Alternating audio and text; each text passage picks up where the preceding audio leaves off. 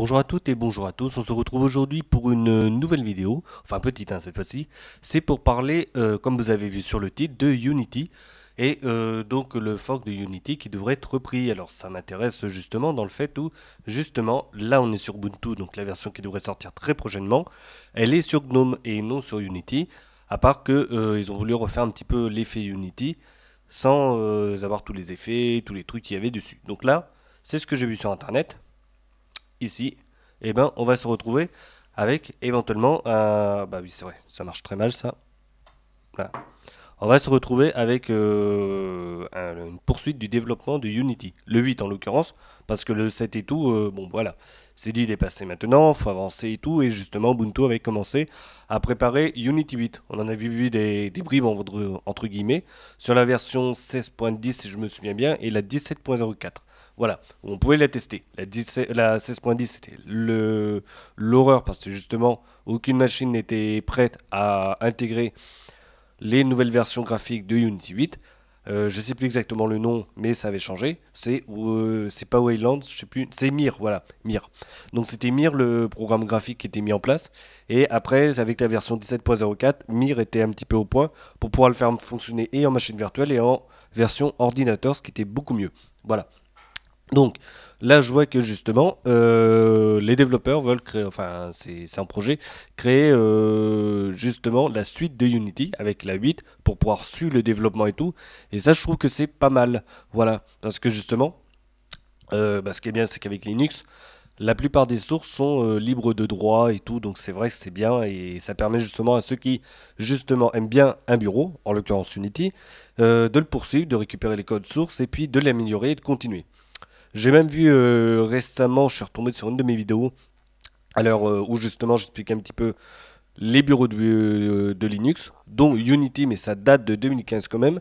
Et je me rappelle quand même que Unity, dès qu'on faisait des recherches à l'intérieur, grâce au module de recherche, alors je vais montrer, hop, ça veut bien s'afficher.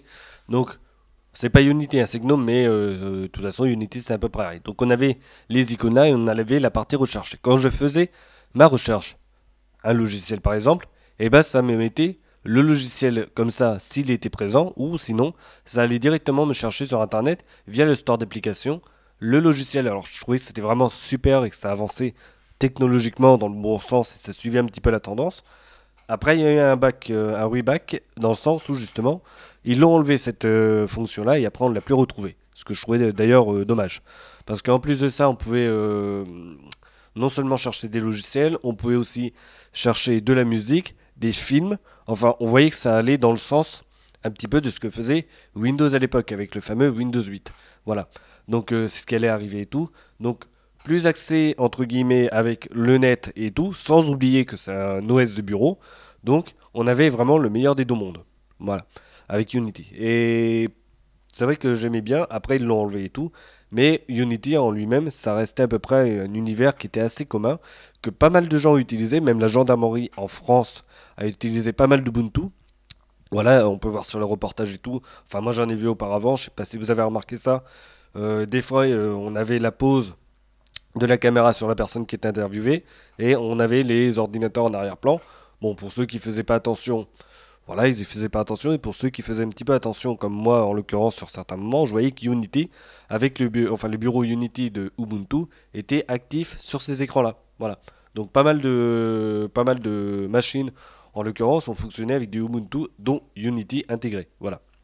Alors, le fait que le Unity soit justement repris, eh ben, je trouve que c'est pas mal et c'est une bonne idée de poursuivre le développement et de poursuivre justement le bureau en lui-même pour le réintégrer par la suite au sein même de, je sais pas, Debian, Ubuntu, Linux Mint, etc., etc. Voilà. Donc, voilà pourquoi je pense que c'est plutôt une bonne chose. Après, je sais pas ce que vous en pensez vous pouvez le mettre dans les commentaires. Alors, personnellement, c'est vrai que c'est pas le bureau pour lequel j'étais le plus fan en l'occurrence, mais je dois reconnaître que malgré tout, il y avait un truc derrière. Voilà, il y avait une idée, une originalité, et puis le bureau il ressemblait à aucun autre. C'est pour ça justement que malgré tout, le fait de continuer à le poursuivre, pour ceux qui ont bien aimé ce bureau-là, et ben, je trouve que c'est bien, ça porte toujours une ouverture supplémentaire sur le monde de Linux.